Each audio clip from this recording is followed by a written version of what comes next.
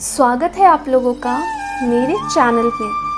तो पिछले वीडियो में हमने बात की थी एकादशी व्रत की और हमें ये पता चला था कि साल में कुल 24 एकादशी होते हैं। हम एक एक करके 24 एकादशी व्रत की कथा, पूजा की विधि और महत्व को समझेंगे। तो आज हम बात करने जा रहे हैं कामिका एकादशी व्रत की। अर्जुन ने कहा, हे प्रभु, मैंने आषाढ़ माह के शुक्ल पक्ष की देवशयनी एकादशी का सविस्तार वर्णन सुना। अब आप मुझे श्रावण माह के कृष्ण पक्ष की एकादशी की कथा सुनाने की कृपा करें। इस एकादशी का नाम क्या है, इसकी विधि क्या है, इसमें किस देवता का पूजन होता है, इसका उपवास करने से मनुष्य को किस फल की प्राप्ति होती है। भगवान श्री कृष्ण ने कहा, हे श्रेष्ठ धनुधर, मैं श्रावण माह की पवित्र एकादशी की कथा सुनाता हूँ। ध्यान पूर्वक श्रवण करो। एक बार इस एकादशी की पावन कथा को भीष्म पितामह ने लोकहित के लिए नारद जी से कहा था। एक समय नारद जी ने कहा, हे पितामह, आज मेरी श्रावण के कृष्ण पक्ष की एकादशी की कथा सुनने की इच्छा है, अतः आप इस एकादशी की व्रत की कथा विधान सहित सुनाइए। नारद जी की इच्छा को सुन पितामह भीष्म ने कहा, हे नारद जी, आपने बहुत ही सुंदर प्रस्ताव किया है। अब आप बहुत ध्यानपूर्वक इसे श्रवण कीजिए। श्रावण माह के कृष्ण पक्ष की एकादशी का नाम कामिका एकादशी है। इस एकादशी की कथा सुनने मात्र से ही वाजपेयी यज्ञ के फल की प्राप्ति होती है। कामिका एकादशी के उपवास में शंख चक्र गदाधारी भगवान श्री विष्णु जी का पूजन किया जाता है। जो मनुष्य इस एकादशी को धूप, दीप, नैवेद्य आदि से भगवान विष्णु की पूजा करते हैं, उन्हें गंगा स्नान के फल से भी उत्तम और कुरुक्षेत्र में स्नान करने से जिस पुण्य की प्राप्ति होती है, वह पुण्य कामिका एकादशी के दिन भगवान विष्णु की भक्ति पूर्वक पूजा करने से प्राप्त हो जाता है।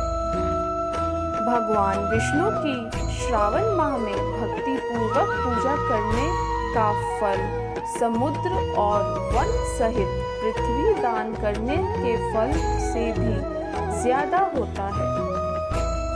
व्यतिपात में गंडकी नदी में स्नान करने से जो फल प्राप्त होता है, वह फल भगवान की पूजा करने से मिल जाता है।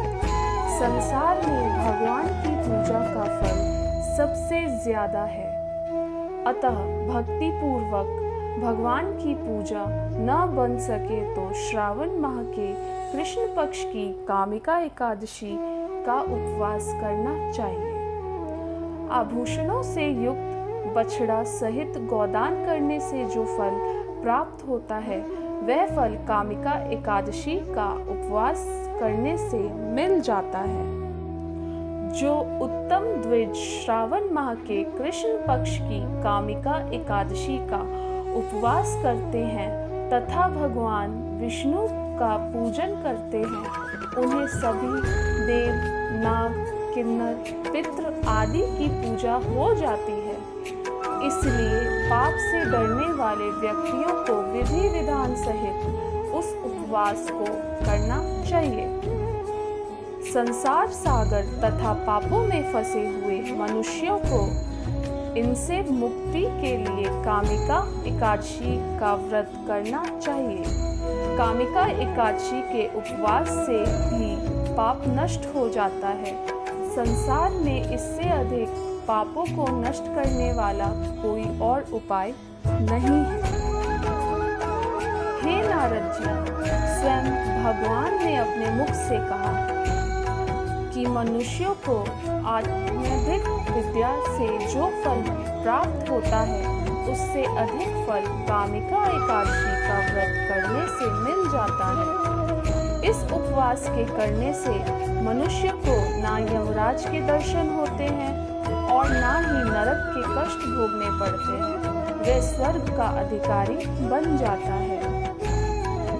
जो मनुष्य इस दिन तुलसी दल से भक्ति पूर्वक भगवान विष्णु का पूजन करते हैं, वे इस संसार सागर में रहते हुए भी इस प्रकार अलग रहते हैं जिस प्रकार कमल पुष्प जल में रहता हुआ भी जल से अलग रहता है।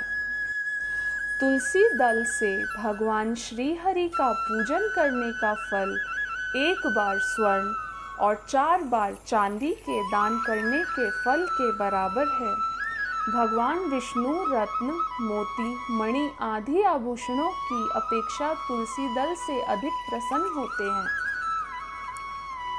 जो मनुष्य प्रभु का तुलसी दल से पूजन करते हैं, उनके सभी पाप नष्ट हो जाते हैं।